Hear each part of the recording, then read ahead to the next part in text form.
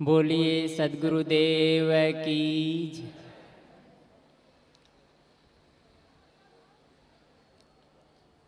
परम पूज्य और गुरुदेव जी, वंदनीय संत समाज, धर्म प्रेमी सज्जनों एवं माताओं, इस सभा में करीब करीब सीनियर सिटीजन यानी 50 से आगे के लोग ज़्यादा बैठे हैं, जो कि कहना चाहिए बुढ़ापा की यात्रा तय कर रहे हैं।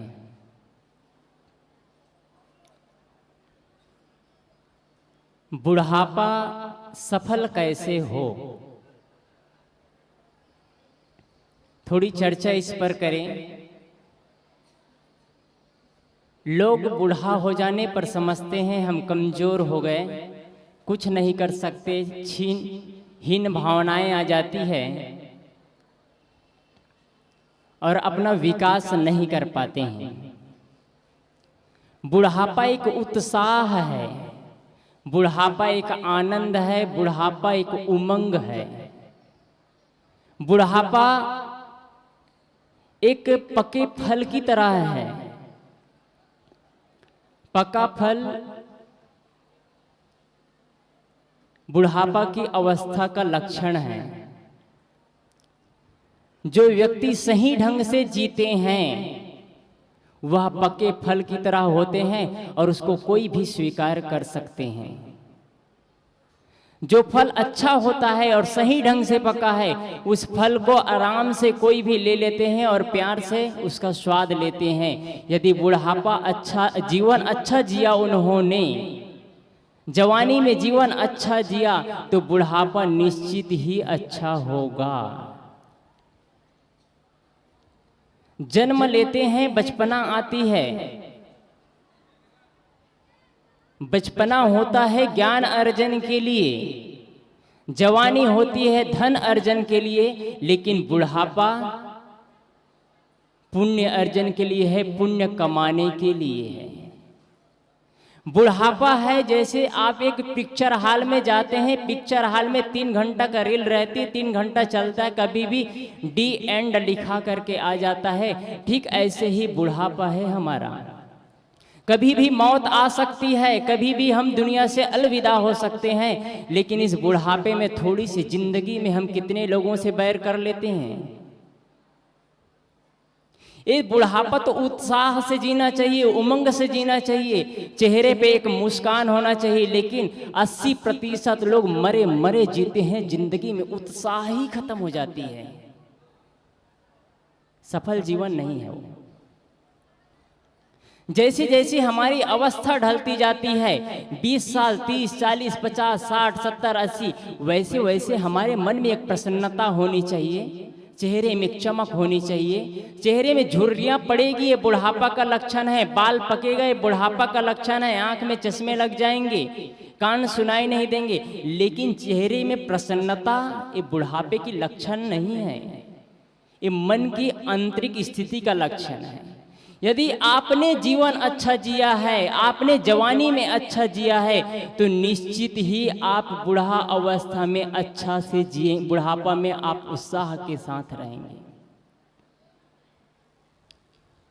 घर में हर घर में शिकायत होती है, मेरे बेटे मेरे बहू कहा नहीं मानते हैं, मेरे बच्चे कहा नहीं मानते हैं। क्या आप किसी का कहा मानते हैं?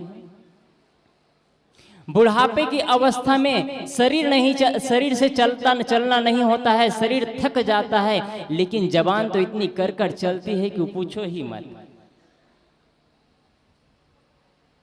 यदि आप बुढ़ापा सुख से जीना चाहते हैं तो प्रथम आप याद रख लीजिए कि वाणी पर संयम करना सीख लीजिए। यदि वाणी पर संयम नहीं है तो आपने करोड़ों और अरबों की संपत्ति कमाए हो, तब भी आपके बच्चे आपको बहिष्कृत कर देंगे। बुढ़ापे सफल करना है तो सबसे पहले आप वाणी में संयम करिए। वाणी में यदि संयम नहीं है तो आप किसी के नहीं होंगे, घर में परिवार में आपको कोई पसंद नहीं करेंगे, आपसे कोई बात करना पसंद ही नहीं करेंगे। यदि आपका बुढ़ापा सफल होता है, जवानी में आपने अच्छी जिंदगी जी है, तो आपका जीवन सफल जीवन है, आप उत्साह के साथ जिएंगे। आप जैसे घर में प्रवेश करेंगे, आपके नाती पोते बच्चे बहू बेटे आपके आकर के गले मिलेंगे, प्रणाम करेंगे, आपके साथ बैठ करके बात करेंगे, लेकिन आपने यदि अच्छा जीवन नहीं जिए हैं तो ये तो अच्छा था, वही प्रयागराज में रह रहते क्यों लौट करके आ गए, लोग यही सोचेंगे। आप जब यहाँ से जाए तो सोचे मैं एक प्रयागराज से आया हूँ, एक ऐसे जगह से आया हूँ जहाँ मुझे जिंदगी में एक नए सबक दिया है, नए रास्ता दिखाया है, उन रास्तों पर मुझे चलना है। अब इसके लिए मैं आपको ये नहीं कह रहा हूँ आपको यज्ञ करना है, जप करना है, तप करना है, तीर्थ यात्रा करना है, दान करना है, ये सारे चीजें नहीं कर सकता, क्योंकि ये आपकी शक्ति और योग्यता के अनुसार है। लेकिन आप अच्छा जीवन जी सकते हैं, ये आप सबके पास वो योग्यता है। आप सफल जीवन जी सकते हैं, ये हर व्यक्ति के पास वो योग्यता है। आप मीठा से बर्ताव कर सकते हैं, ये सबके पास ये योग्यता है। इसके लिए पढ़ने लिखने की जरूरत नहीं है, विद्वान होने की जरूरत नहीं है। आप अनपढ़ हो करके जब गाली दे सकते हैं, अनपढ़ हो करके निंदा और चुगली कर सकते हैं, तो क्या अनपढ़ हो करके सफल जीवन नहीं जी सकते हैं? बुढ़ापे की अवस्था हो जाती है, 60 साल 70 साल 80 साल की अवस्था हो जाती है, पति और पत्नी आपस में नहीं समझ पाते हैं, 70-80 की अवस्था में डंडा उठा करके पति पत्नी को मार रहे हैं, पत्नी पति को मार रहे हैं। क्या जीवन है ये? आज भी हम देखते हैं 60 साल 70 साल की अवस्था है, एक दूसरे से आपस में प्यार से बात नहीं करते हैं, डंडा उठा लेते हैं, कहते हैं तुम चले जाओ, कहते हैं तुम चले जाओ। क्या जीवन है? एक बच्चे 2 बच्चे 4 बच्चे हो गए, बच्चे के बच्चे हो गए, लेकिन जीवन जैसे कि तैसा रहा। क्या बुढ़ापा सफल है?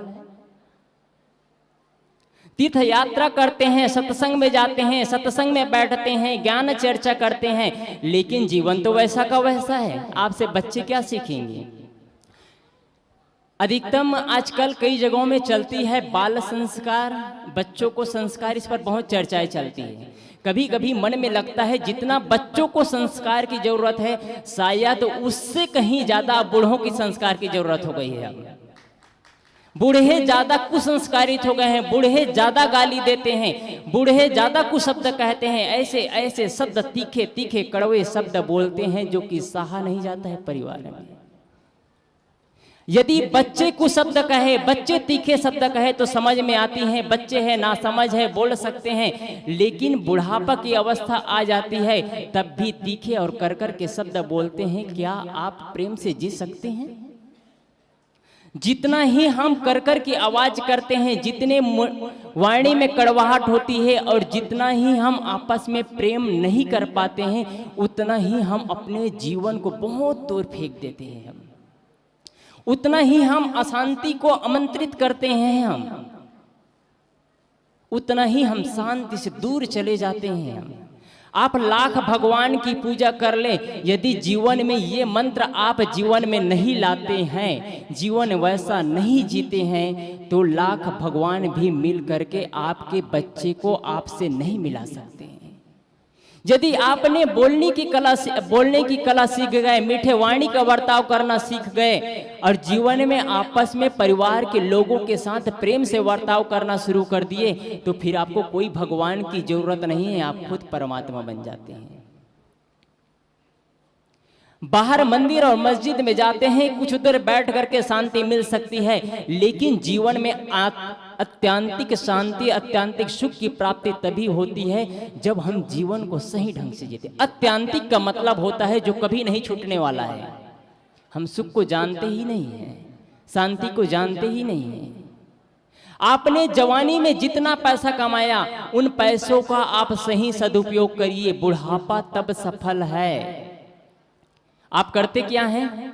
बुढ़ापे की अवस्था है, अब शरीर डी एंड लिखाने वाला है, वीडियो खत्म होने वाला है, पिक्चर हॉल में आप बैठे हैं, कभी भी डी एंड आ सकता है, लेकिन तब भी पैसा आपके हाथ से नहीं छूट रहा है। पैसे की पकड़ इतना जबरदस्त है कि आपके बच्चे ही आपको पसंद नहीं आ रहे हैं और आपके बच्चे आपको पसंद नहीं कर रहे हैं। एक पैसा की पकड़, पैसा इतना प्रिय नहीं है। यदि पैसा है प्रिय, लेकिन उतना प्रिय नहीं है जितना हम प्रिय समझते हैं। यदि पैसा बहुत ही महत्वपूर्ण और बहुत ही प्रिय होता तो ये संतों का समाज नहीं होता, बुद्ध, कबीर, महावीर, ईसा, मोहम्मद नहीं होते, और ये संसार ना जाने कहां चला जाता पता नहीं। पैसा उतना महत्वपूर्ण नहीं है जितना महत्वपूर्ण आपका जीवन है, आपके जीने की शैली है, आप कैसे जीते हैं। मैंने बीच में कहा कि 70 और 80 साल की अवस्था हो जाती है, आपस में पति और पत्नी लड़ते रहते हैं, बाल संस्कार की बात कहा जाए कि बूढ़ो संस्कार की बात। अब वो बच्चे दादा हो गए हैं, उनसे सीखेंगे क्या सीखेंगे आप? जितना ही आपका जीवन ढलता जाता है वैसे ही आपके जीवन में मिठास आना चाहिए, वैसे ही आपके अंदर मौधरी आना चाहिए, सुंदर बर्ताव आना चाहिए, आपका घर में हरियाली छाया चाहिए। हमेशा सब लोग आपके जैसे ही घर में प्रवेश करते प्रसन्नता से जग उठना चाहिए, सब आपसे मिलने के लिए करीब आने का प्रयास करें। ऐसा जीवन जिए आप लोग यहाँ से जाने के बाद आपको यदि मीठा बोलना नहीं आता है तो आप इतना प्रयास करिए कि आप कम बोलना शुरू कर दीजिए। जो आदमी मीठा बोलना सीख जाता है उनके लिए पूरे समाज प्रिय हो जाते हैं। बुढ़ापा की अवस्था में शरीर थकता है, मन नहीं थकता है। शरीर जर्जरता की अवस्था में पहुंच जाती है, लेकिन जबान कर कर की आवाज देती रहती है तो कोई पसंद नहीं करते हैं। आप अपने बच्चे को इतना प्रिय और मधुर भाषा से बोले कि आपके बच्चे आपका कहा माने। यदि आपका बच्चा आपका कहा नहीं मानते हैं तो इसका मतलब आपने कहीं ना कहीं त्रुटि की है, कहीं ना कहीं आपने ऐसा कुछ किया है जो कि आपके बच्चे आपको सम्मान नहीं दे पा रहे हैं। कहीं ना कहीं आपने ऐसे कुछ गलतियां की हैं कि आपके ही बच्चे आपसे दूर भागने का प्रयास कर रहे हैं।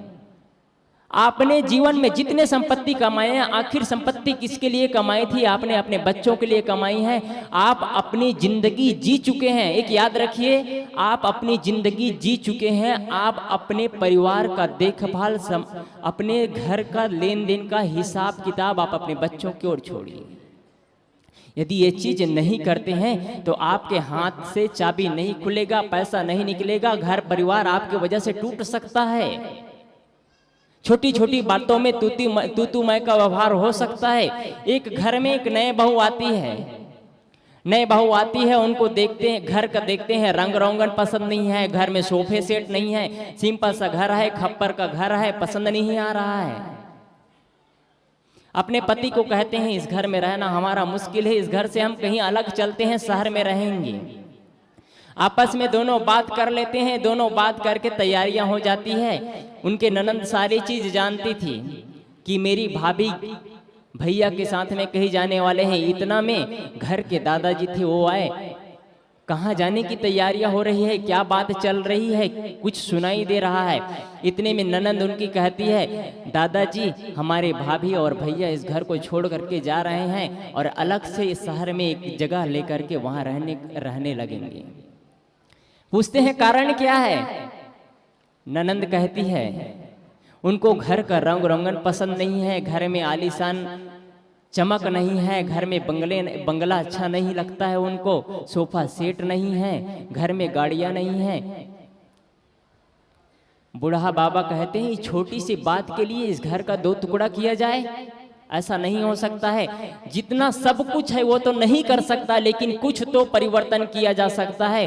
बूढ़ा बाबा आता है, अपने कमर से चाबी निकालता है और दे देता है, जितना पैसा है निकाल लो, जितना बना सकते हो घर को बना लो, जितना सजा सकते हो सजा लो, लेकिन घर को टूटने मत दो। क्या आप ये करते हैं?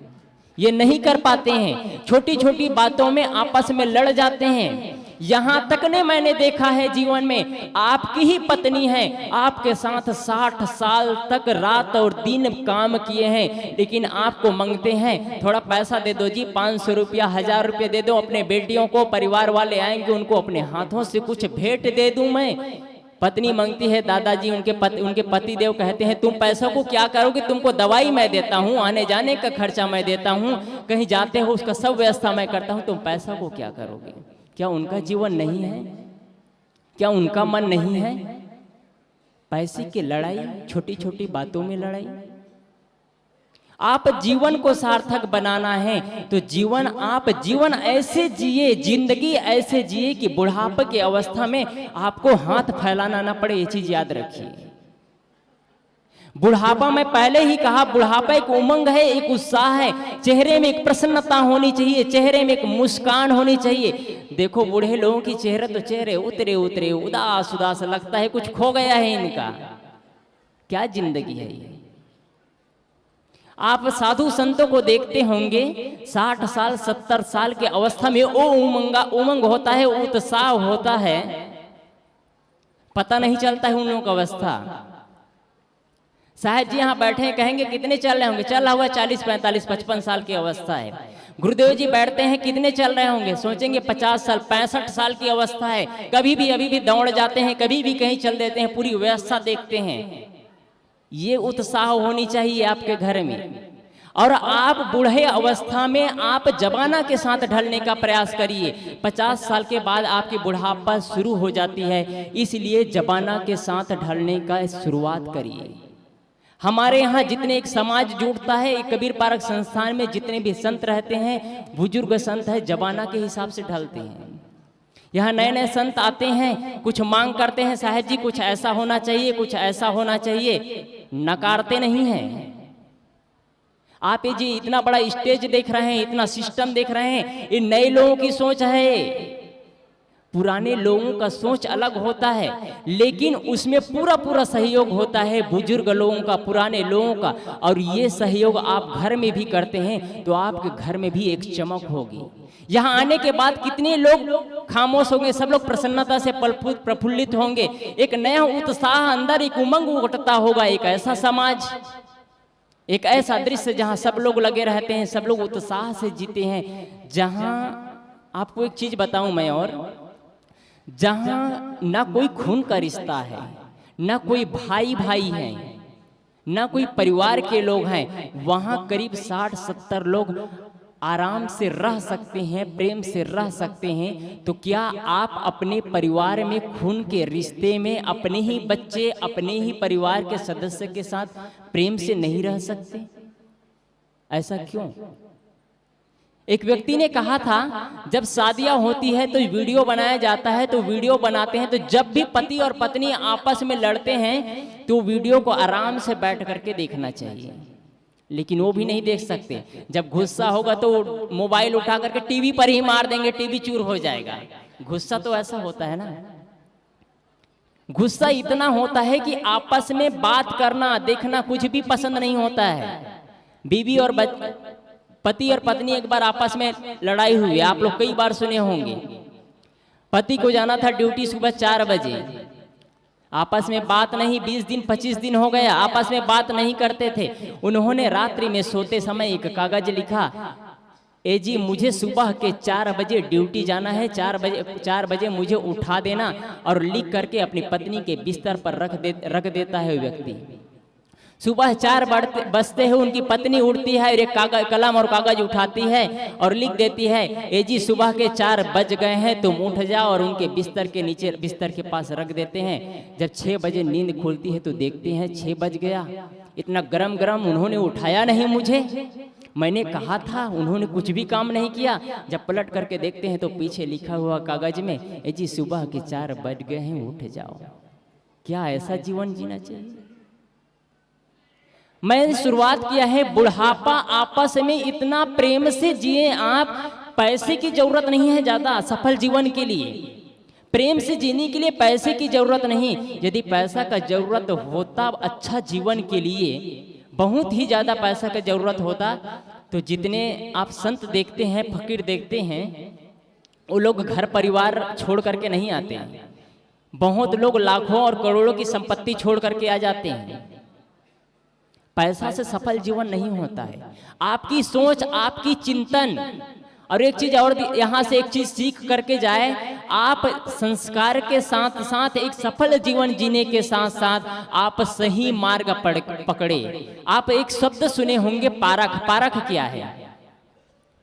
पारख जैसे चीनी और कंकड़ को मिला दो तो चींटी चीनी को भून लेती है, चीनी को ले लेती है और कंकड़ को छोड़ देती है। ठीक पारख का इतना ही अर्थ है। पारख का मतलब होता है कहीं भ्रांति नहीं, कहीं चमत्कार नहीं, कहीं आडंबर नहीं, जैसा का तैसा।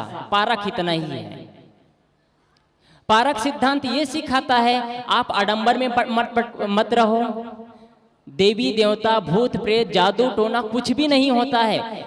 80 साल की अवस्था हो जाती है लेकिन भगवान को ढूंढते ढूंढते, परमात्मा को ढूंढते ढूंढते शरीर ही जर्जरता की अवस्था में चली जाती है, पर भी होश नहीं आता है। गंगा किनारे में जा करके बैठ जाते हैं, वही आत्मसात कर लेते हैं।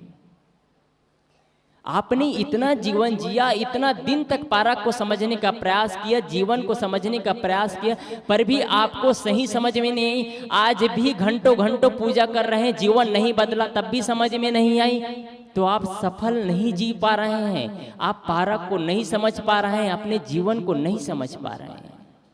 इसलिए इस जगह में जितने लोग बैठे हैं, आप सबसे मैं एक निवेदन कर रहा हूं, एक छोटा सा बालक, कि आपसे बढ़कर के, आपके परिवार से बढ़कर के इस दुनिया में कोई देवी देवता और कोई भगवान नहीं है।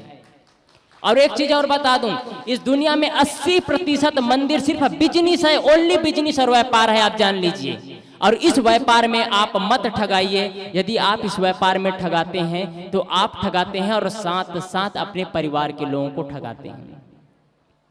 80% मंदिर आज व्यापार हो चुका है, जहां पैसा लिया जाता है, भगवान के नाम पर आपको मोक्ष दिया जाता है, शांति मिलती है आपको, और अंतिम परिणाम में कुछ नहीं मिलता है। पंडित पुजारियों को सिर्फ पेट भरता है।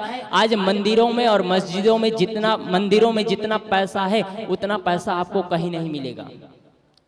आप आए दिन समाचार पत्रों में देखते हैं। आप ऐसे जगह सहयोग करें, अपाहिजों को, गरीबों को, अनाथ लोगों को सहयोग करिए जहां लगता है आपको सहयोग करना चाहिए। यदि भगवान के नाम पर, परमात्मा के नाम पर, ईश्वर के नाम पर यदि पैसा मांगा जाता है, दान मांगा जाता है, तो सिर्फ यह एक ढपोसला है। इसलिए इन सब चीजों से बचिए। भगवान कहीं नहीं, असली भगवान। आप और चीज जान लीजिए, आपका घर यदि मंदिर नहीं बना है तो आप दुनिया में करोड़ों मंदिर बना ले, सब मंदिर व्यर्थ है। यदि आपको घर के परिवार के सदस्यों में भगवान नजर नहीं आता है तो आपको दुनिया में कहीं भी भगवान नहीं मिल सकता है। यदि आपको घर में, परिवार में, सदस्यों में भगवान नजर आता है तो आप घर के सदस्यों के साथ प्रेम से बर्ताव करेंगे और आप मीठा बर्ताव करेंगे। इसलिए यहाँ से जाते जाते घर में आप लोग जाए, आप कंजूसी न करें, प्रेम से बच्चों को बांटिए, उन्हीं का पैसा है। आप प्रेम से कभी मीठा ले करके जाइए, कभी बच्चों को कुछ दे दीजिए। कहीं जाते हैं, बच्चे कुछ चाहते हैं, उनके अनुकूल कभी करिए, आपका जीवन सफल हो जाएगा। और आप जितना हो सके मीठी वाणी का प्रयोग करिए। आपके बच्चे आपका कहा माने, ऐसा बर्ताव करिए। आप आए दिन नहीं तो सास और बहू में टक्कर चलता है, सांप और नेवले का, इतना जान लीजिए। आप किसी की पटरी नहीं बैठती है। एक दुर्भाग्य है जिस बेटी को छोड़ देती है, कई दूर चली जाती है, उन बेटी साथ इतना प्रेम से बर्ताव करते हैं माताएं। और जिस बेटी को घर में रखी है बहू समझ करके, उनको बेटी बहू नहीं, आप बेटी के बहू ना समझिए, बेटी की तरह प्यार से बर्ताव करिए, तो आपकी वो बहू बेटी बन जाएगी और आपको माँ की तरह प्यार देगी, तो आपका बुढ़ापा तकलीफ नहीं होगा। मैंने कुछ देर करने का प्रयास किया, बुढ़ापा सफल कैसे हो, बस इतना ही कहकर अपनी वाणी को विराम देता हूँ। बोलिए सद्गुरुदेव की जय।